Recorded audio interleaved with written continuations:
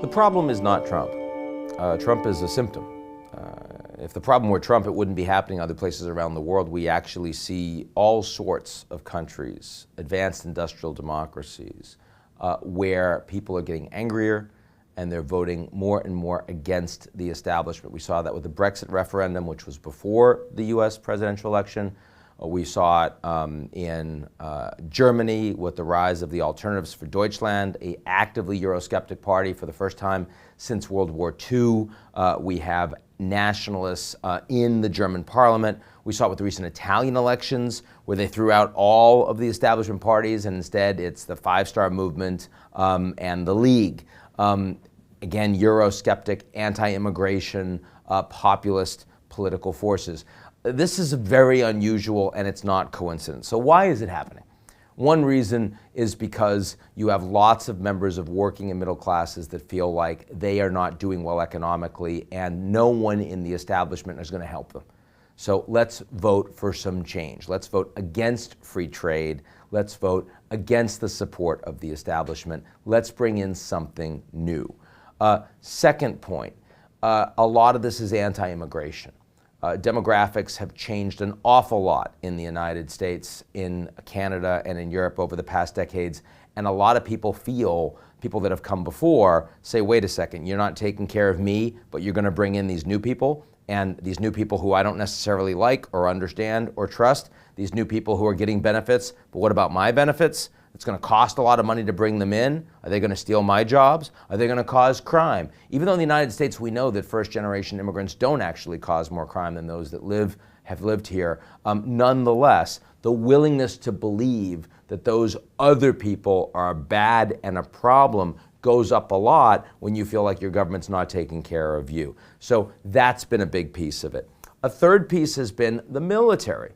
You know, the foreign policy establishment in the United States has been very willing to support the U.S. getting into wars around the world.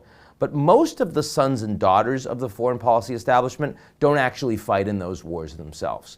That's also true of the political leaders that are responsible. As we know, it's the poor people, it's the enlisted men and women. They get sent off. Their families are left broken. Their communities are hindered. They come back. Iraq, Afghanistan, billions upon billions of dollars wasted on these wars, enormous numbers of people that are killed or wounded or have post-traumatic stress disorder. They come back, they're not seen as heroes. The Americans and the Allies didn't win these wars. The Veterans Administration doesn't take care of them. So as a consequence, you see those people getting really angry and not voting for Hillary or Jeb. They're voting for Bernie Sanders or for Donald Trump.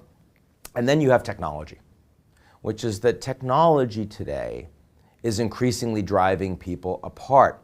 We get most of our information in the United States from advertising companies that view us as commodities, products. They sell our eyeballs and our time on their sites to companies that pay money to ensure that we spend as much time as possible on Facebook and on Twitter and the rest. That's how we get our information. We'll spend more time on their sites if we are divided and we are narrower and only follow the things we like, which means Democrats are watching pro-Democrat sites and conservatives and Republicans are watching pro-Republican sites. And there's virtually no overlap. And so it's fake news for everybody. It's us versus them. That's happening across Europe. It's happening in Canada. Those four factors are driving us apart. They're ripping at the fabric of civic nationalism across all of the advanced industrial economies. And by the way, it's happening when the economy is doing really well. The United States today and the UK and Canada and Germany feel more divided than at any time in my lifetime. And yet that's when we can spend a lot of money. So if that's true, what do you think it's going to feel like when interest rates go up and growth goes down and we start laying people off and we don't have the budgetary space to give everybody a tax break? It's going to get worse. So it's very clear that this is a structural condition that we have been living with and ignoring for decades, and it's getting worse. One interesting point, there's one country among the advanced industrial democracies that's not experiencing this problem at all, and that's Japan.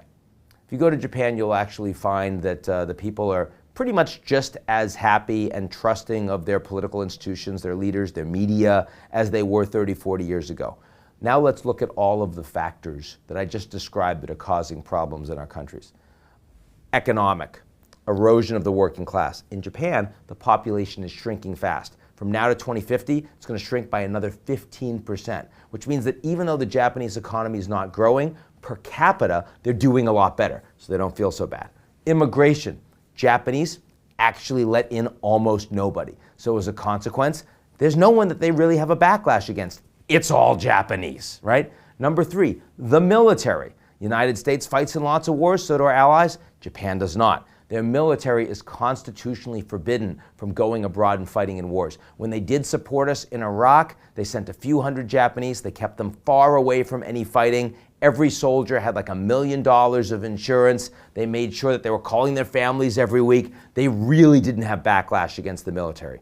And finally, social media, technology, where the Japanese as a government has worked hard to keep social media out of the political space, and the average Japanese adult isn't on social media. Only about 39% of them are, compared to well over a majority in the West. So the one country in the world among the wealthy democracies that isn't experiencing a crisis of democracy is the one that kind of rejected globalism and its precepts over the last 40 years.